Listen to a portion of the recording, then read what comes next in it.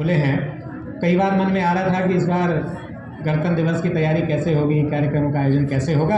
अभी भी शीत कहीं गया नहीं है, बराबर शीतलहर चली है, ठंडक है, सर्दी है, कोहरा है के बावजूद केवल 3 दिन की तैयारी में 23, 24, 25 हमें 3 दिन केवल मिले और उनकी तैयारी में, और ये कहना, इसका उल्लेख करना भी आवश्यक होगा कि मेरे अपने साथी सहयोगी जो आचार्य बंधु और बहनें हैं, उनके प्रयास से और केवल 3 दिनों की तैयारी में, जहां ये सांस्कृतिक कार्यक्रमों की तैयारी मुख्य रूप से साधना जी और उनके साथ साक्षी राणा, अंजलि जी, सोनिया जी और इन सब ने कराई, और उद्घोषिका बहन अपर्णा जी ने, इन सब ने मिलकर इन भैया बहनों को कैसे सजाना संवारना, कैसे तैयारी करना, इन सब के कारण से, केवल इनके कारण से नहीं तो दूसरे जो अपने आचार्य बंधु हैं किसी न किसी और व्यवस्था में वो संलग्न रहे, प्रत्यक्ष अप्रत्यक्ष और साइड से उनका भी और वो सहयोग रहा, जिसके कारण से 3 दिनों के अंदर ही कार्यक्रम तैयार हो पाए और इतनी सुंदर प्रस्तुतियाँ इन भैया बहनों के माध्यम से यहाँ से और वो उसका आयोजन हो पाया। तो मैं इस विद्यालय परिवार की ओर से, प्रबंध समिति की ओर से और व्यक्तिगत अपनी ओर से इन सारे आचार्य बंधु और बहनों को विशेष रूप से उनका आभार व्यक्त करना चाहता हूँ, उन्हें धन्यवाद कहना चाहता हूँ और ये अपेक्षा भी करता हूँ भविष्य में भी इस प्रकार जब भी कोई हमारे सामने कार्य हो, कोई व्यवस्था हो, समय कम या ज़्यादा जितना भी हो, लेकिन उसी में संयोजन करके और हम अच्छी प्रकार से सारे कार्यक्रमों को और आयोजन कर पाएँ, ऐसा सहयोग सदैव बना कर रखेंगे। मुझे लगता है ये अपेक्षा करना मेरा उनके साथ उचित भी होगा।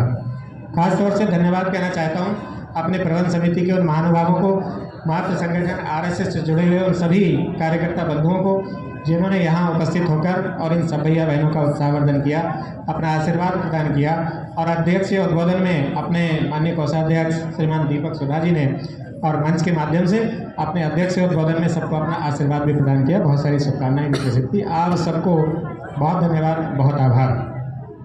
धन्यवाद और आभार व्यक्त करना चाहता हूँ उन सभी अभिभावक वृंद मातृशक्ति का, जिन्होंने आकर इन भैया बहनों के कार्यक्रमों को अवलोकन किया और उनका उत्साहवर्धन किया। यद्यपि आज संख्या अपेक्षाकृत अभिभावकों की कम रही, 15 अगस्त पर इससे कहीं ज़्यादा थे। मैं एक बार उनसे भी निवेदन करना चाहता हूँ और इन भैया बहनों से भी कहना चाहता हूँ कि इस प्रकार की तैयारी हम करते हैं, उनका प्रस्तुतिकरण कर रहे हैं, तो कहीं ना कहीं और दर्शक भी होने ही चाहिए। हमारे बालक ने तैयारी क्या की, उसका प्रयास क्या रहा, वो देखने के लिए उनके माता पिता को यहाँ आना चाहिए। ऐसी अपेक्षा करता हूँ कि भविष्य में उन सबका सहयोग मिलेगा उनकी उपस्थिति से, और हमें भी गौरवान्वित होने का अवसर मिलेगा। तो भी जो लोग आए उन सबको धन्यवाद, बहुत आभार। ऐसे सारे भैया बहन जो इस सर्दी में भी और कार्यक्रमों की तैयारी में संलग्न रहे, कार्यक्रम में नहीं रहे तो विद्यालय में आकर और उन्होंने इस कार्यक्रम में और अपना सहयोग किया। हमारा राष्ट्रीय पर्व है, हम सबको यहाँ आना चाहिए, उपस्थित होना चाहिए। सर्दी में भी वो यहाँ पहुँचे हैं। ऐसे इस विद्यालय परिवार में और इस पंडाल में बैठे हुए समस्त जनों का आभार व्यक्त करता हूँ, धन्यवाद कहना चाहता हूँ। खास तौर से अभी हमने देखा कि प्रेस और मीडिया के भी 2 ऐसे बंधु अपने बीच आए थे।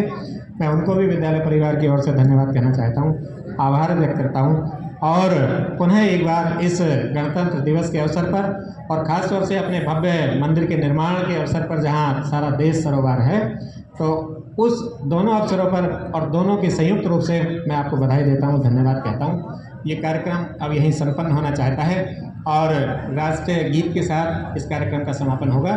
उद्घोषिका बहन को आमंत्रित करता हूँ, राष्ट्रीय गीत की बहनों को यहाँ बुलाएं, कार्यक्रम को संपन्न कराने में अपना सहयोग करें। अपर्णा जी।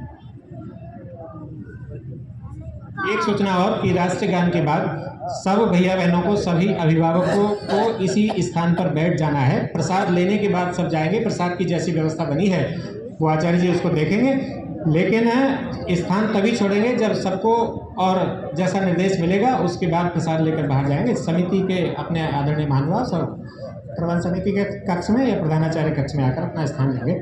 बहुत धन्यवाद।